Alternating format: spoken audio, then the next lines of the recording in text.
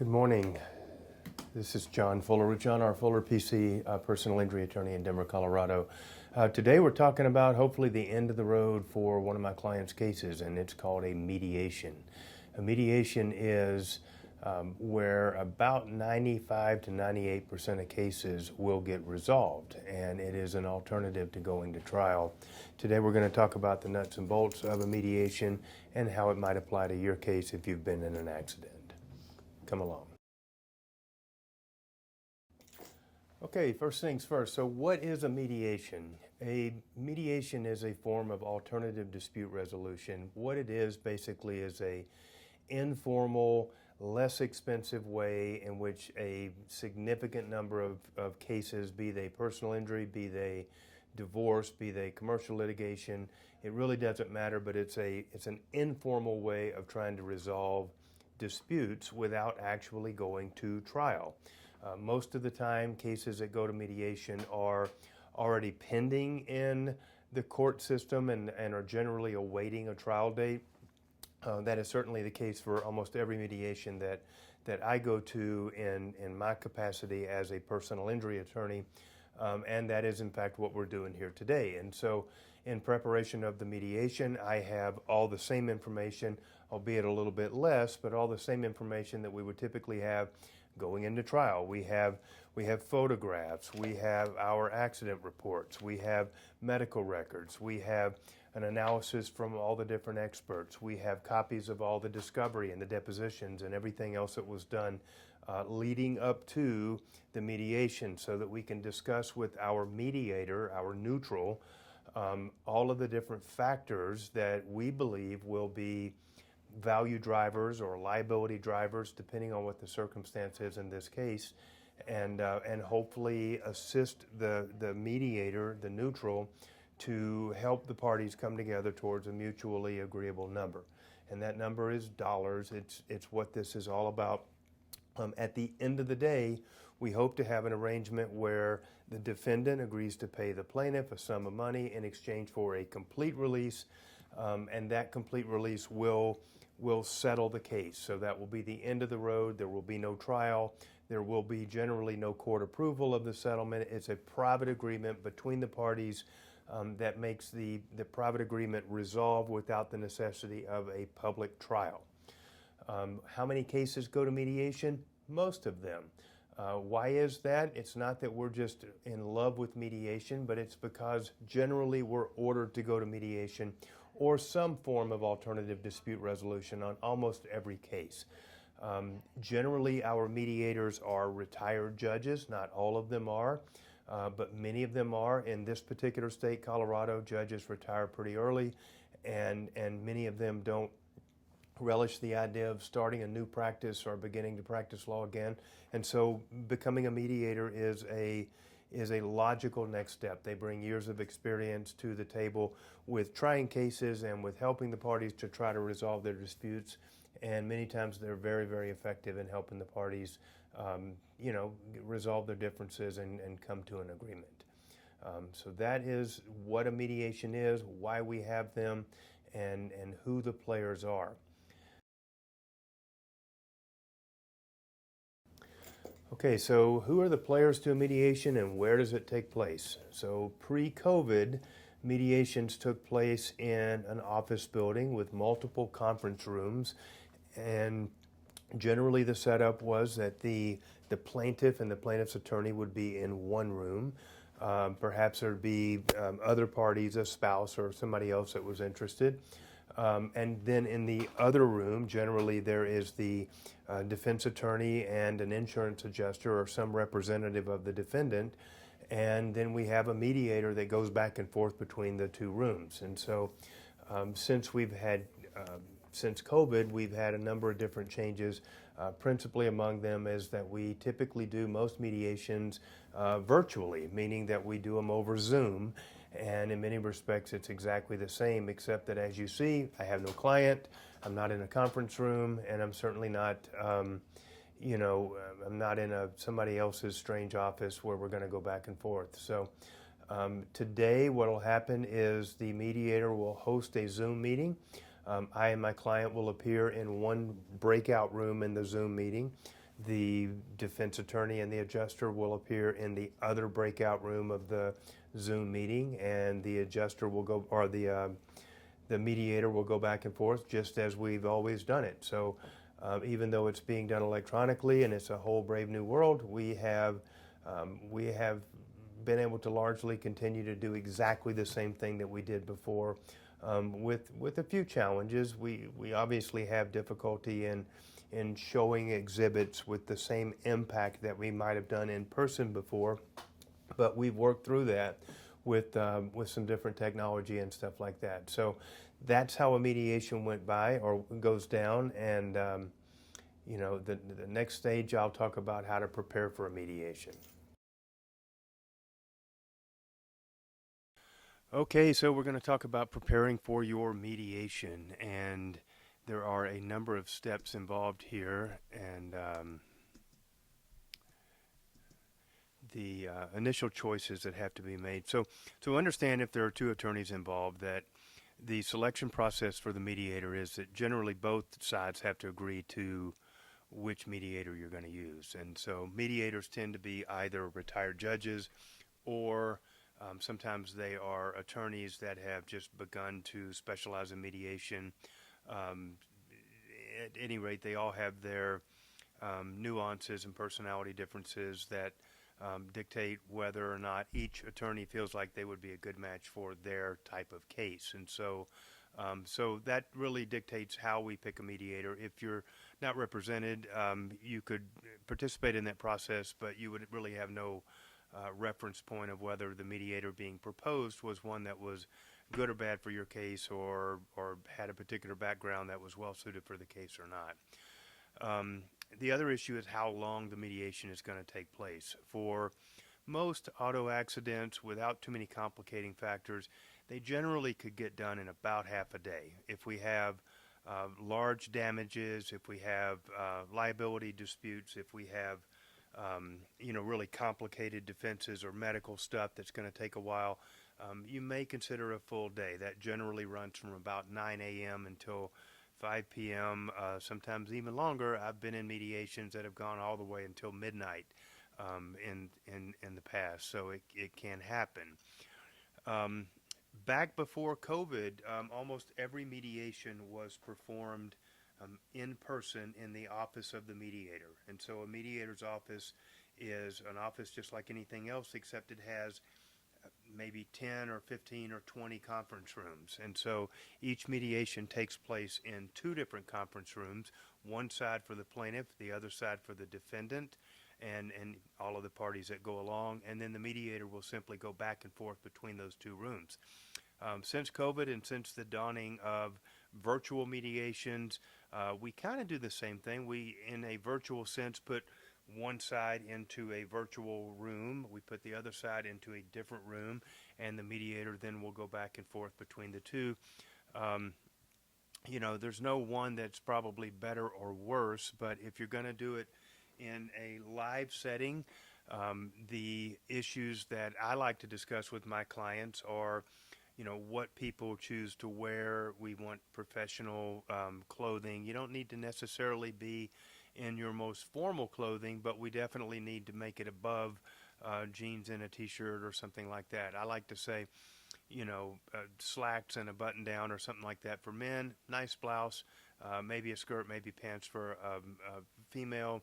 You don't want what you wear to be a detractor from your just your overall image, because what you're trying to do is to impress upon the mediator with how credible you are and how a jury is going to like you. And so you need to give the mediator the same image that you would give the jury, and so you want to wear something that would be appropriate for that venture. So the second thing would be, if we're in a virtual setting, really the same rules apply, except that there are more things to consider. Not only do we need to think about what you're wearing, generally from the waist up, but we also need to be concerned about things like lighting and things like backgrounds and things like windows behind you that have an incredible amount of light coming in.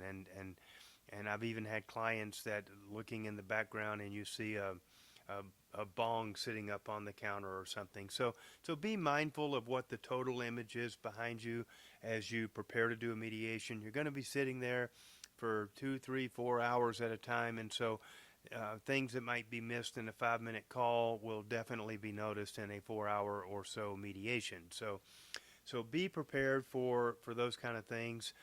I always like to meet with my clients before via a Zoom meeting and kind of assess those things and take a look at the bigger picture so that we know really what we're dealing with here. So the other thing to consider is, when do we do a mediation? So most of our judges, when we have a case in litigation, will require as a part of our CMO or our case management order that we specify when mediation will take place.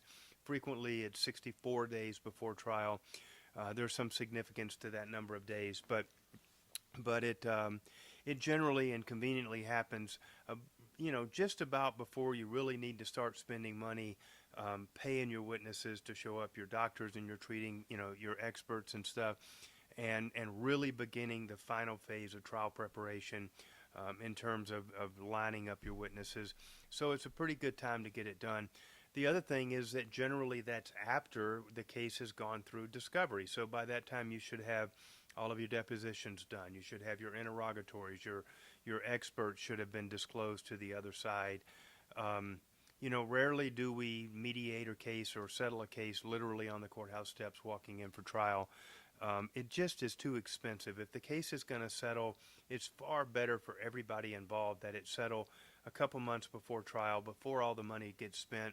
If not, then it's just going to cost more to actually get out of this case and get it resolved. So be mindful of those issues when you consider when to have a mediation, as well as all the other factors that we've indicated. When we go to mediation, before the mediation, the mediator will have been provided by both sides something called a mediation statement. That is it's often called a demand. It's similar to a demand that we would send to an insurance company. It more or less is a presentation of all the relevant facts that go into this accident. So we discuss the accident itself. We discuss liability. We include photographs and estimates and the police reports and anything else that might be relevant. If necessary, we'll go out and take videos of the scene to help the mediator understand what exactly is unique about this accident, what they need to know to help the parties figure out who is at fault and who's going to be on the hook for the damages. And so if we really have a disputed liability case, meaning one where the parties are at odds over who was at fault, then issues like discovery responses and depositions and things like that will also be excerpted in this statement so that the mediator has an understanding of what everybody's testimony has been up until that point. Beyond liability, we go into damages. Damages are usually substantiated by copies of relevant treatment records, your medical bills, any lost wages that we can document, any future treatments that are being proposed or prescribed by your treating doctors. If we have that, then of course we're going to also have estimates of that future treatment so that we know, what the dollar amounts are going to add up to.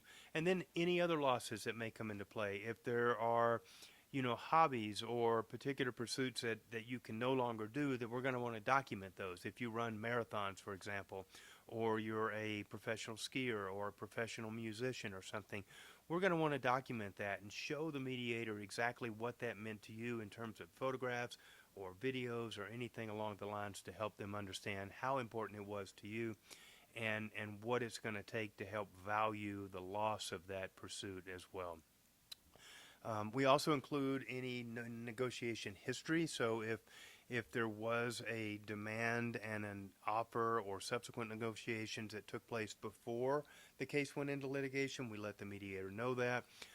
Typically, demands and offers and that kind of stuff don't change before mediation. I have seen ones that get withdrawn, but it's exceedingly rare that the positions really change once we're in the meeting or the litigation process, but it can happen. The important thing to know is that when you make a demand in mediation, you're not making a take it or leave it offer. You're not making, your lowest and best offer, and you're also not shooting the moon on these things. You can't go in and ask for $1 million on a case that may only be worth $40,000 or $50,000 because you're going to come off as being not the credible party. Even if you subsequently say, I'll reduce our demand by $200,000 on your first move, you're just not looked at as a very credible negotiator because your numbers are so far out of the realm of possibilities. So it's important to be realistic, but to also leave yourself room so that you can negotiate in good faith and help both sides get to a good meeting place in the middle. Once we convey the mediation statement, the mediator is aware of everything. They have reviewed it. The mediator will generally start in the plaintiff's room, whether it's live or virtual, and they're going to have some questions. They're going to want to get to know the plaintiff. They may have some questions for the attorney as well, but they want to see what the plaintiff is all about. They want to make a determination for themselves how the plaintiff presents themselves, what their testimony is going to look like, to test their credibility and see, just what we're dealing with here. And so likability is a big factor. I always tell my clients to be polite. It's not, your anger doesn't convey intensity or seriousness. You can always be polite and nice to the guy that's going to go next door and try to get money for you. So that's really important. Any problems with the case that there are, be they liability or be they a gap in treatment or be they a pre-existing condition, those are things that we want to discuss with the mediator. We need to get those things out on the table and arm that person with the information that they need to rebut those allegations in the other room, because I promise you they'll come up in the other room, and the mediator needs to be armed and able to rebuff those right away. So it's not something you want to keep in the dark. The other issue that I should bring up is that the mediator is only able to convey to the other side those issues which you give them permission to. So if there's something that you want to share with the mediator, but then you follow up with, but don't tell the other side about that, they're not going to tell the other side. Conversely, if you tell them something and give them permission, then they feel free that at the appropriate time they can share that with the other side. So keep that in mind as you discuss the issues of the case. I like to think of mediation as a process, not an event. You can't go into the mediation and lay all your cards on the table, tell the mediator what your bottom dollar is, and wish them luck as you send them out of the room. You've got to have a plan, and you've got to anticipate what the other side is going to say about your case. And so by now you should have a general idea. You've seen what they focused on in the discovery, and you've seen what they focused on in the depositions, and you've seen the focus of their expert reports that they filed. So you kind of know where they're going on the case, and you should plan to address those things. Maybe not all up front, but be prepared as the mediator comes back in and brings the bad news from the other side that they have an expert that's going to testify to A, B, C, and D, and then you show the mediator what you've prepared to rebut what those allegations are. So be prepared. It's a process. It's going to take place over a while. You don't need to hit them with both barrels when they walk in the door the first time and expect them to take all that over and somehow battle off the other side and beat them into submission. The other thing to think about is during the course of the mediation, our mediator is not a judge. They're not going to rule on certain things and find as a matter of law that your XYZ condition was caused by the accident, okay?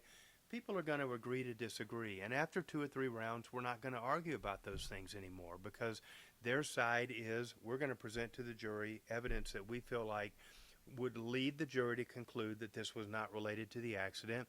We, of course, on the other side are going to present evidence that we believe leads to the inescapable conclusion that it was related, and the jury's going to figure it out. But we're not going to necessarily concede that we think the other guy's evidence is stronger or that we're going to lose on that point. Those are just areas that we have to agree to disagree. And a good mediator will help both sides feel like they're being heard and feel like their points are being duly considered, and then will also let us know what the jury's perception of that evidence may be, and what the jury's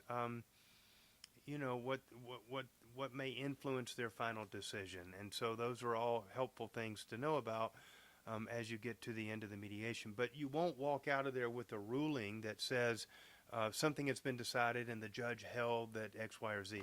It just won't happen like that. So when we're negotiating, typically the plaintiff will start with an opening demand. It may be the last place you were at when the negotiations failed pre-litigation, but generally the starting place comes from the plaintiff, and it's going to be a demand. The mediator will then go next door, talk to the other side, and at the end of that meeting we'll come back to you on the plaintiff's side with an offer. Hopefully it's a good offer. Sometimes it's a bad offer. Many times there is an unwritten message that's being conveyed by an offer, and you have to try to figure out what that message is. Sometimes the mediator will tell you what the message is, but the message may be, as they baby step and make very small moves, the message may be that they don't have a lot of authority, or that they're really strongly convinced that a certain point is going to lead towards a low-valued settlement. So on the other hand, you may send a message with your move. So if you came in too high, and in order to get in the range so that this thing has a chance to settle, you've got to make these huge moves, you're also sending a message as well that you thought the case was worth a lot more, and that maybe you're desperate to get it done, so you had to make these huge moves to come down. So it's far better off to be in a good range and a good place to start, so that the case has the best opportunity to get settled with reasonable steps and good, healthy negotiation. Never just take the midpoint and say, let's split the difference. So if you demanded, say, $100,000 and their opening offer was $10,000, don't take the mid ground and say, well, the case must be worth, whatever. That's not necessarily where the place is going to be, but you can massage the midpoint so that it always reflects a higher limit than what your bottom dollar is. So instead of just meeting, say, that $10,000 opening offer and reducing your demand to 90, what if you only reduce your demand to 95? Well, then you've moved the midpoint up just a notch, and you can keep doing that. Now, the other side's going to certainly know what you're doing, and they may look at that and say, hey, I'm not going to let him do that. And so instead of making my second move to 20,000, I may make my second move only to 12,500. I may instead of going to 20, or instead of going to 15, I may only go to 12.5, because that's signaling that you didn't go far enough. And I'm not just going to come with a wheelbarrow of money, and by making that offer, they're adjusting that midpoint back down. So you control the midpoint, you control the difference, you control the dialogue, and you control where both sides kind of see things going. Okay.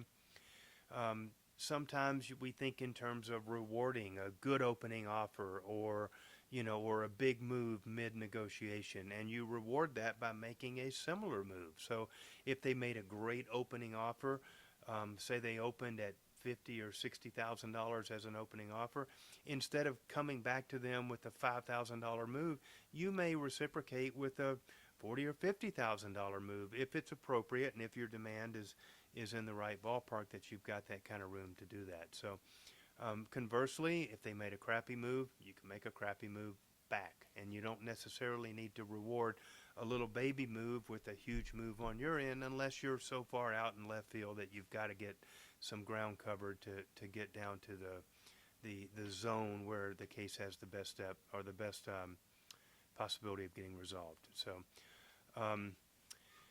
sometimes the person in the other room is operating with a limited amount of authority. Sometimes insurance companies will send the attorney in and say, you're not allowed to go over X. It could be 10,000, could be 100, could be any number. But once they hit that authority, in order for them to go beyond that, they have to call back to the insurance company, or we refer it as calling the mothership, or something along those lines.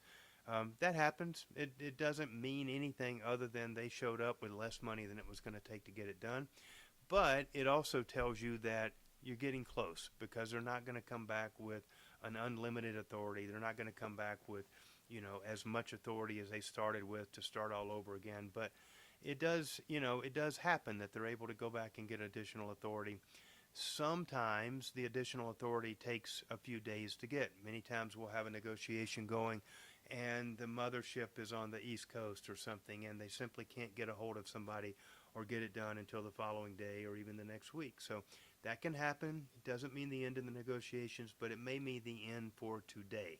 So don't be afraid of or surprised if that happens in your case. Towards the end, we're always hopeful that, do we have a deal? And so what you need to understand is that the highest and best offer and an acceptable number to you are only just the beginning of working out whether we have a deal or not. There are a multitude of issues that have to be worked out. There are subrogation issues. There are outstanding bills that have to be negotiated.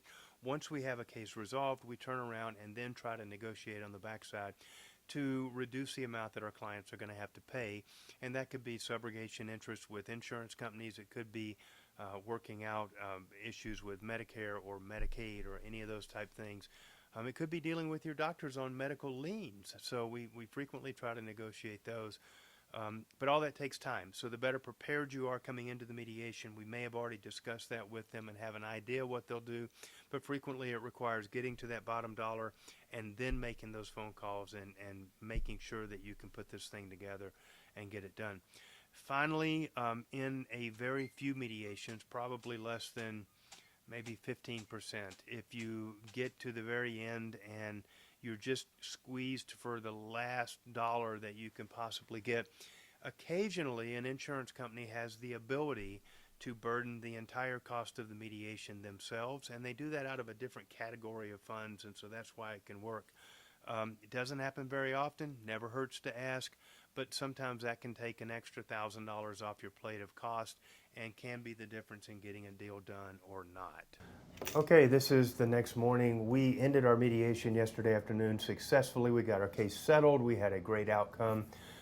Here's how it went. The defendants, true to our expectations, hired an expert. The expert produced a report, which they duly disclosed to us, basically claiming that everything that was wrong with my client either pre-existed the accident or was caused by a subsequent incident that was not very well documented in the medical records.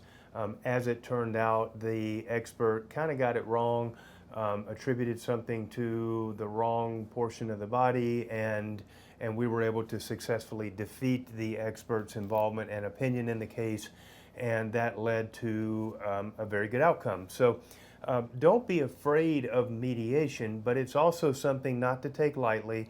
You don't want to go at it alone. This is where your attorney will earn their keep, because you have to be prepared for everything that can happen in the mediation, just as if you would be prepared to go to trial. We know who's going to testify. We generally know what they're going to say. There aren't that many surprises at trial. At a mediation, there's even a lower standard. There's not evidentiary rules that get applied or judgments on admissibility of evidence. It's kind of everything goes. And whatever can influence the other side or can influence the judge can ultimately influence the value of the case and how it gets resolved. So as I said earlier, in today's world, probably 95 to 98% of cases go to mediation and get resolved at mediation. Some cases have to go to trial and get tried, but the majority of them are just a value dispute. And with the assistance of a good mediator and with strong preparation, you can achieve a good outcome at mediation. So that is the nuts and bolts of mediation. If you have any questions, or if you think you have a case that might be suitable for resolution in that respect, give us a call. 303-597-4500 is the number. You can reach out at www.personalinjuryco.com. The CO stands for Colorado, where we're located. Again, this is John Fuller with Fuller Law in Denver, Colorado. We appreciate you watching.